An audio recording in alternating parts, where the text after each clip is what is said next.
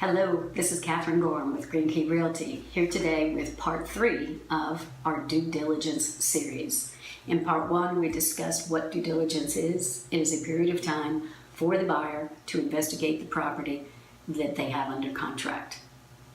And in part 2, we discussed the due diligence fee and the due diligence date and terminating under a due diligence contract. And in part 3, we're going to discuss in a little more detail what exactly a buyer might want to investigate during that time frame. And I'm going to refer directly to the North Carolina real estate contract that you will sign as a buyer and seller when you have a property under for sale. The first thing is your loan. It is paramount that the loan move forward in a timely manner, and you will need to get your loan documents into your lender and your appraisal done on the home quickly.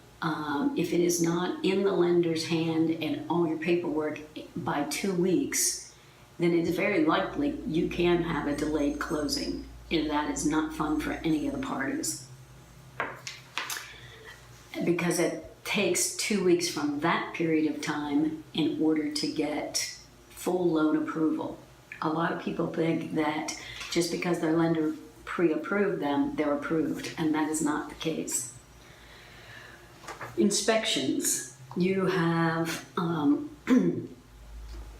inspections of the property. You have wood destroying insect inspection, and that may be required. It's also called termite inspection. You have time to review the bylaws and covenants of the subdivision. You can check with your homeowners association about the dues and what's included and what's not. Are there any assessments? What rules and regulations would prevent you from living in the home in a manner that you intend?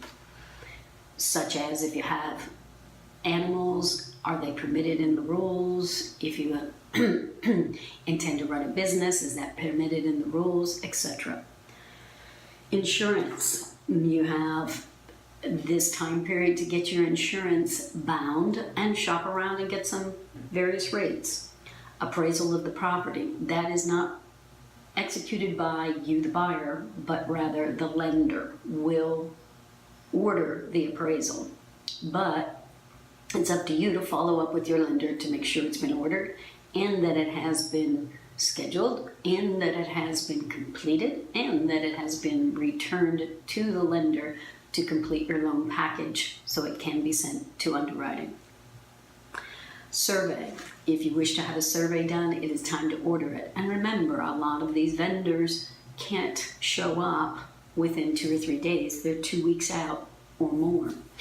So the sooner you schedule any vendor, the better off you are to be able to close on time. Zoning and government regulations.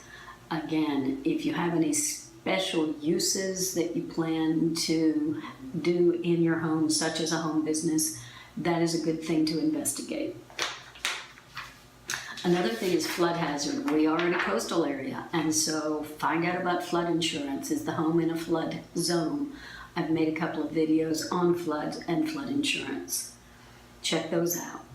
Utilities and access. Make sure that you know if the home is on septic or sewer, what the average water bills and utility bills are. This is your time to investigate that. Streets and roads, are they private roads? If they are, does the HOA have plenty of funds to resurface the roads, or will there be an assessment? Fuel tank. Is there a fuel tank on the property? If there is it leased? Is there a fee to lease it? Or are you obligated to use a specific vendor? Or do they outright own the tank and you can use whatever vendor you wish? Okay. Then you'll have the time to do negotiations with the seller about anything that you have discovered in the home that you would like them to either handle monetarily or go ahead and do the repairs on. That negotiation goes back and forth. The seller is not obligated to do anything. It is negotiable. Whatever you agree to is what you move forward with. If you're not happy with those negotiations, you have two choices. You have a choice of terminating under the due diligence period and getting your earnest money back. You will forfeit your due diligence fee. Or during that time, or your other choice is to move forward with the contract, knowing that you will have to handle that yourself. And that is really the bulk of what is covered in the due diligence period. It also covers things that aren't in this that they recommend. It covers bringing your mother and father or your kids or your decorator or your contractor over to see if the house can be remodeled or expanded the way you wish. All of those things are covered in due diligence. And so you will be very busy from the time you go under contract until your due diligence ends.